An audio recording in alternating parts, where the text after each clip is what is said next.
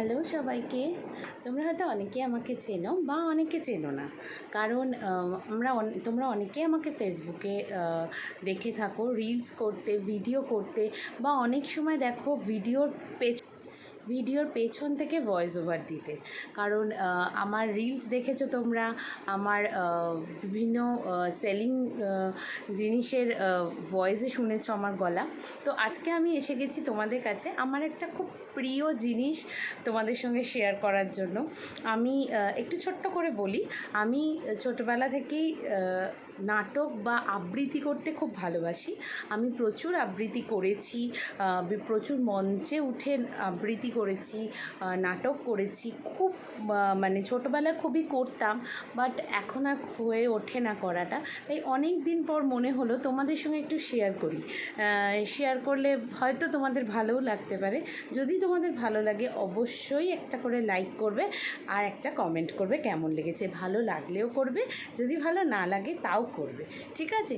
চলো, আজকে আমার প্রথম আবৃত্তি হলো খুব বাচ্চাদের, একদম ছোট্ট বাচ্চারা। আমি এটা আমার মনে আছে ক্লাস 1 কি 2তে আমি এটা মঞ্চে আবৃত্তি করেছিলাম। আমার যে আবৃত্তির গুরু আমার বাবা সবসময় আমাকে শেখাতেন, এবং বাবার খুব ইচ্ছা ছিল যে আমি আবৃত্তি করি বা আমি নাটক করি। তো যাই হোক, আমাকে বাবাই শেখাতেন। তো বাবা পাশে দাঁড়িয়েছিল, আমি তখন আবৃত্তিটা করি মঞ্চে। খুব ছোট ছিলাম, এখন এত বড় হয়ে অনেকেই হয়তো ভাববে যা বাচ্চাদের একটা আবৃত্তি করছে, কিন্তু আমার খুব ভালো লাগে, আমার খুব প্রিয় আবৃত্তি সেটা।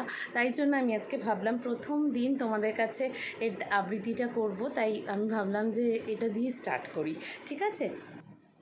চলো, আজকে আমার ফার্স্ট আবৃত্তি আমি শুরু করছি কবিগুরু রবীন্দ্রনাথ ঠাকুরের বীরপুরুষ।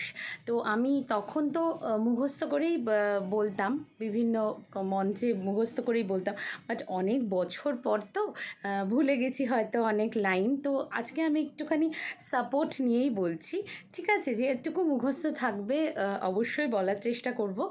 আর আগেই বলে দিচ্ছি, যদি খারাপ হয়, যদি ভালো না লাগে আমাকে ক্ষমা করে দিও। একটু বলার চেষ্টা করলাম, তোমরা শোনো, আশা করি ভালো লাগবে। কবিগুরু রবীন্দ্রনাথ ঠাকুরের বীরপুরুষ। মনে করো যেন বিদেশ ঘুরে মাকে নিয়ে যাচ্ছি অনেক দূরে। তুমি যাচ্ছ পালকিতে মা চড়ে, দরজা দুটো একটুকু ফাঁক করে। আমি যাচ্ছি রাঙা ঘোড়ার পরে, টগবগিয়ে তোমার পাশে পাশে। রাস্তা থেকে ঘোড়ার খুঁড়ে খুঁড়ে রাঙা ধুলোয় মেয়ে গুড়িয়ে আসে।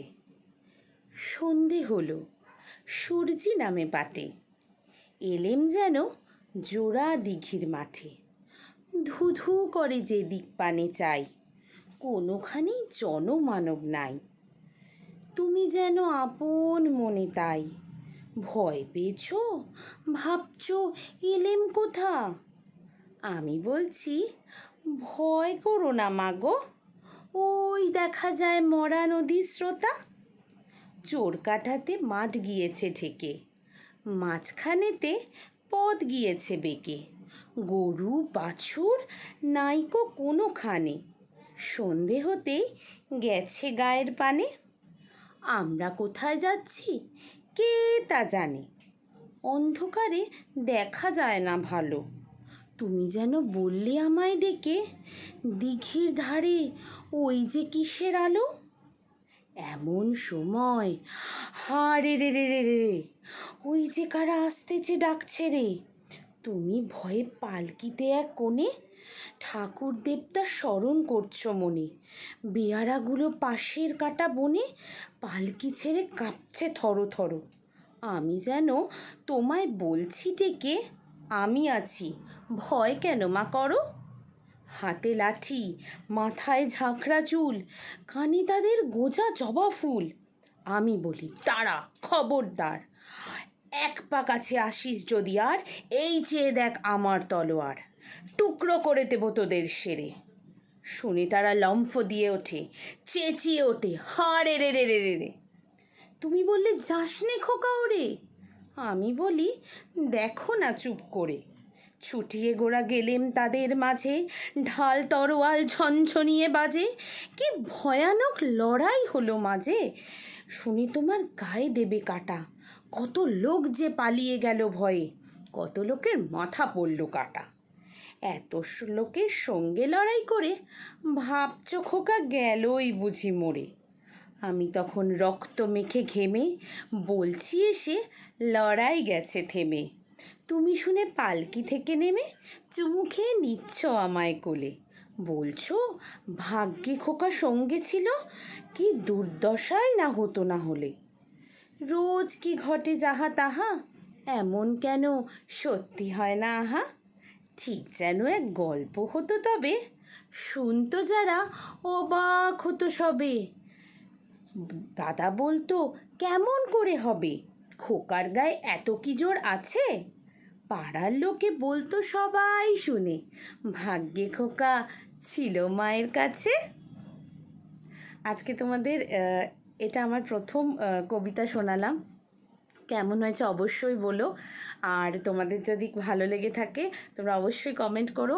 আমি চেষ্টা করব আবার নতুন নতুন কবিতা তোমাদেরকে শোনানোর, কারণ আমার খুব প্রিয় কবিতা পাঠ করাটা, আমার খুব পছন্দের একটা বিষয়, আমার খুব ভালো লাগে। তো তোমাদের যাদের ভালো লাগবে অবশ্যই বলবে, ঠিক আছে? আর তোমাদের যদি কারো পছন্দের কোনো কবিতা থাকে কবিগুরুর, তাহলে অবশ্যই বলবে, আমি চেষ্টা করব তোমাদেরকে পাঠ করে শোনানোর, ঠিক আছে? চলো আজকে ভিডিওটা এখানেই শেষ করছি, টাটা।